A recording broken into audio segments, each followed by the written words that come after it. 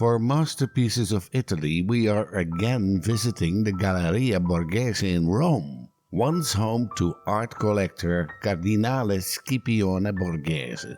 This incredibly rich man was a great admirer of Gian Lorenzo Bernini, the man who made the immensely beautiful statue of Daphne and Apollo.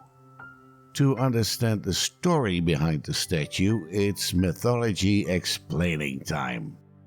Although not part of the statue itself, a large role in the story is played by Eros, also known as Cupid or Amor. He is visible on the fresco on the ceiling above the statue. This is how the story goes.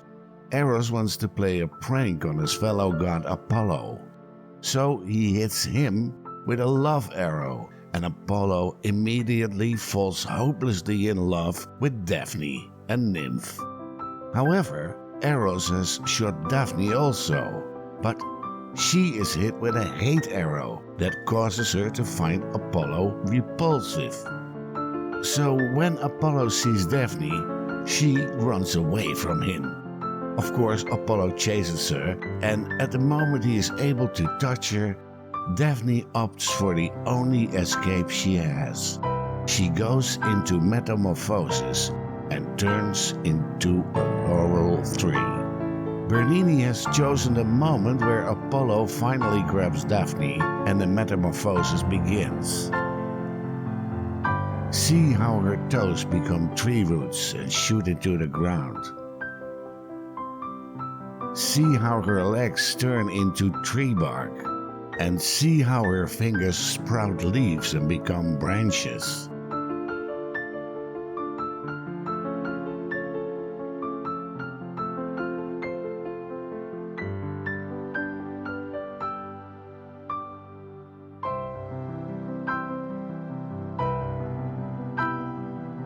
See the terrified look on her face, but above all, see the genius of the, at that time, only 24-year-old Bernini. See how he managed to express movement.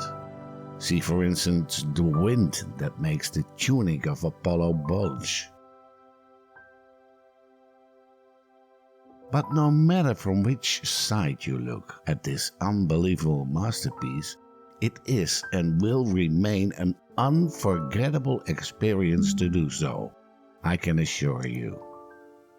Daphne and Apollo can be admired in the Galleria Borghese. Tickets can only be booked in advance, and you will have a maximum of no more than 2 hours in the museum before you have to leave, and the next group is allowed in.